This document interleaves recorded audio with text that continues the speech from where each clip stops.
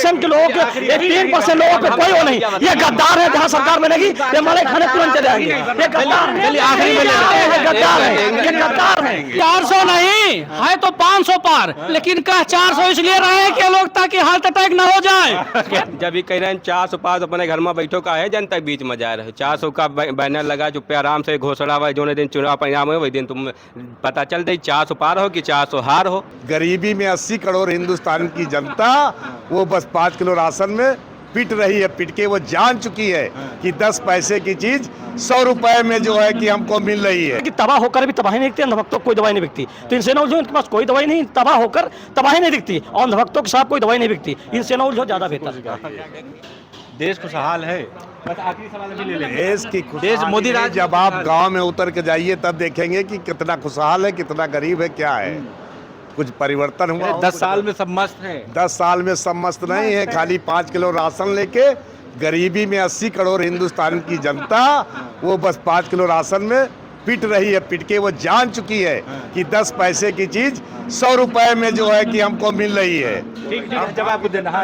5 kilo ration की कीमत अगर जाननी थी तो कोरोना में आप उनके घर जाइए जिनके पास खाने का राशन नहीं था। बंबई दिल्ली से लोग चले आए थे। 5 किलो राशन की कीमत जानना है तो कोरोना में आप पता करिए। और चुनाव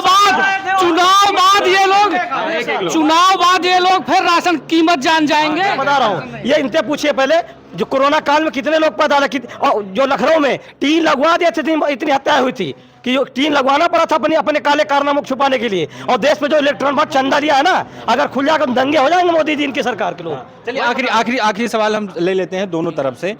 आप 400 पार कह रहे हैं तो क्या लग रहा है, 400 पार है? पूरा भरोसा है इस बार? सर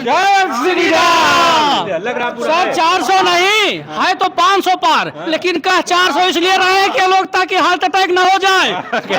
मैं बता रहा हूँ 400 हार और जय भीम जय भारत। इस बार इस बार उत्तर प्रदेश का लोग देश और संविधान बचाने की लड़ाई में पूरी तरह से देश का मैं बहुजनों से फिर अपील करूंगा कि हे मेरे बहुजन साथियों, अब वक्त है अपना संविधान बचा लो, नहीं ये 3% लोग तुम्हारा संविधान खा जाएंगे। इनको बहुत खलता है, ये 3% लोग तुम्हारा संविधान खा जाएंगे और तुम देखते रह जाओगे। मैं अपील करना चाहूंगा।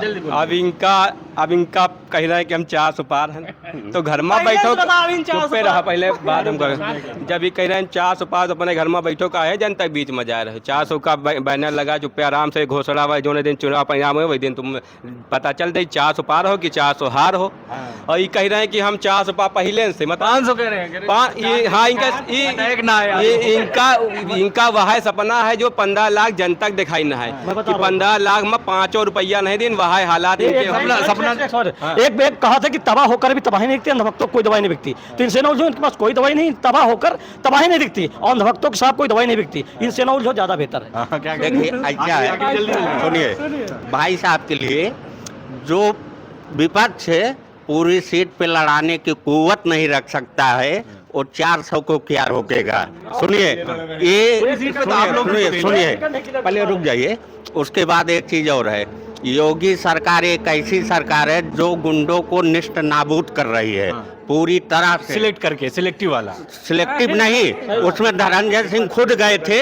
अगर जातिवाद का कोई ठप्पा लग रहा है माननीय योगी जी पे, तभी देखिए धनंजय सिंह को खुद जेल भेजे थे, उसमें सरकार का पूरा सिस्टम था। और एक चीज जान लीजिए, जो पंडित की बात कर रहे हैं भाई साहब, यही पंडित चाहे बसपा की सरकार बनी हो तब भी पंडित बनाए, सपा की सरकार बनी हो तब भी पंडित बनाया, कांग्रेस बनी तब भी पंडित बनाया, भाजपा बनी तब भी पंडित बनाएगा। अगर इस प्रकार की कोई टिप्पणी हो रही है एंटीना, तो आप ये मानिए बहुत शर्मनाक बात है। जब अभी इनकी सोच ये है कि एंटीना, तो सरकार बनने पे वही एंटीना उखाड़ने। एक चीज और आप लोगों का आरोप लगता है कि जो हिंदू मुस्लिम पे राजनीति होती है, क्या ये होनी चाहिए जो अब बढ़ गया है? हम कह रहे हैं हिंदू मुस्लिम पे राजनीति कौन कर रहा है? आप बताइए, मुसलमानों से पूछ लीजिए कौन दुखी है कौन सुखी है। ये तो कहेंगे दुखी है, मुस्लिम पूछे मुस्लिम कहेगा मैं सुख हूं। भाई अभी कोई मुस्लिम परिवार से कोई ट्रेजेडी होती है तो वहाँ अखिलेश सरकार 12 बजे रात में पहुंचती है। हिंदू में चाहे कहीं 100 लोग मर जाए तो वहाँ पहुँचने में इनको शर्म आती है। मुस्लिम समुदाय में भी यही है कि वो वहाँ नहीं पहुँचते, आप कह रहे हो वहाँ पहुँच जाए। पहुँचते हैं, कहाँ नहीं पहुँचे हैं, कहाँ नहीं पहुँचे हैं, कहाँ नहीं CNRC कहाँ चला गया सर? भूल गया CNRC कहाँ चला गया? कहाँ नहीं पहुँचे। कहाँ चला गया? देवरिया कांड हुआ, देवरिया कांड में इनके पार्टी का कोई मुखिया वहाँ गया। सुनिए पहले, सुनिए, देवरिया अखिलेश यादव जी गए थे, आपके पंडित जी मिलने से इनकार करे। सुनिए पहले, वहाँ तो कह दिया, वहाँ कह रहे थे कि हम गिरा देंगे, लेकिन सुने, वो कह रहे थे हम गिरा देंगे, घर गिरा देंगे। सुने सर, वो कह रहे थे बाबा, सुने, बाबा कह रहे थे हम घर गिरा देंगे ना। बाबा आखिरी में ले लेते हैं। हाँ, बाबा ने बोला था घर गिरा देंगे, लेकिन बाबा को पता है कि यादव क्या चीज है, और हमारी यादव वही चीज है। मैं फिर एक बार कहना चाहूंगा, यही यादव के चक्कर में आप लोग अखिलेश जी को जो है निस्त नाबूद कर रहे हैं, फिर सरकार नहीं बनने हम बिल्कुल नाबूद, अब इन 3% के लोगों के, ये 3% लोगों पे कोई वो नहीं, ये गद्दार है। जहाँ सरकार बनेगी ये मलाई खाने तुरंत चले आएंगे। ये गद्दार है, आखिरी में गद्दार है, ये गद्दार है। आखिरी सवाल। अंटीना के चक्कर में आप हमेशा लपेटे अंटीना वाले सब गद्दार है। अंटीना के चक्कर में आप हमेशा लपेटे जाएंगे। सवाल ले लेते हैं आखिरी। सुनिए, बिना एंटीना का कोई चैनल नहीं पकड़ेगा, कोई टीवी नहीं चलेगी, कोई भी नहीं चलेगा। वाईफाई भी एंटीना से चलता है। जय श्री राम।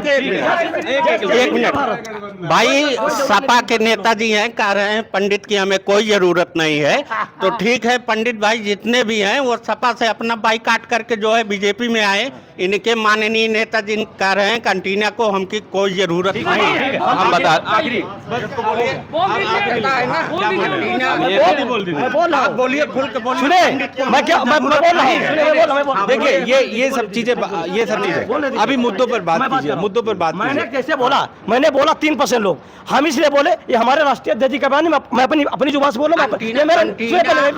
मैं बोल रहा हूँ, मैं बोले ये मैंने कहा कि हमारे राष्ट्रीय अध्यक्ष महाशय अखिलेश यादव है, ये मेरा निजी बयान है। क्योंकि जब से बताइए मनोज पांडे को इतना सम्मान देने के बाद तुमने हमारे नेताजी के साथ ये किया, यही 3% लोग हमारी सरकार बनेगी तो कैबिनेट मिनिस्ट्री से लेकर कैबिनेट मिनिस्टर लोग, मंत्री लोग बनने के लिए तैयार हो जाए। अरे तुम लोग कैसे इतना सम्मान देने के बाद भी नहीं टिके, तो इसका मतलब तुम लोग एक जगह नहीं, तुम लोग मलाई खाने वाले लोग। उसी पार्टी में अभी भी संतोष पांडे सुल्तानपुर हैं, एक से एक पंडित हैं। आप किस प्रकार की भाषा बोल रहे हैं? एक मनोज पांडे के हटने से आप इस प्रकार से एक जाति पे टिप्पणी कर रहे हैं, जो आपके आज के आप आज भी सपा सरकार में पंडित हैं। पवन पांडे जी हैं अयोध्या के, आप मनोज पांडे के निकलने पे कह रहे हैं कि हमको एंटीना की जरूरत नहीं है। ऐसी भाषा में अगर जो पंडित आपके साथ गया, उससे बड़ा शर्मनाक कोई बात हो ही नहीं सकती। चलिए ठीक है, आखिरी में आपको सुबह कहना चाह रहे हैं, अब जल्दी से बोलिए बस। ये जो भैया बता रहे हैं यादव मुसलमानों से इतनी नफरत है, हम कहते हैं नफरत किस लिए है ये बताइए। बीजेपी वालों से हम कह रहे हैं कि सपा वहाँ पहुँच जाती है, जब कोई ऐसी घटना होती है यादव मुसलमान के, आप नहीं जाएंगे तो कोई तो दूसरा तो जाएगा ही वहाँ पर, क्योंकि देश के वो भी लोग हैं हमारे। या तो आप उन्हें बाहर निकाल दीजिए, देश से उन्हें अलग कर दीजिए, तब ना जाया जाए। और जब रहेंगे देश में तो हम दुख सुख के साथी सभी के हैं, ना किसी जाति ना व्यक्ति विशेष के हम लोग हैं। हमारी समाजवादी पार्टी सभी वर्ग सभी जाति को साथ लेकर चलने में विश्वास करती है।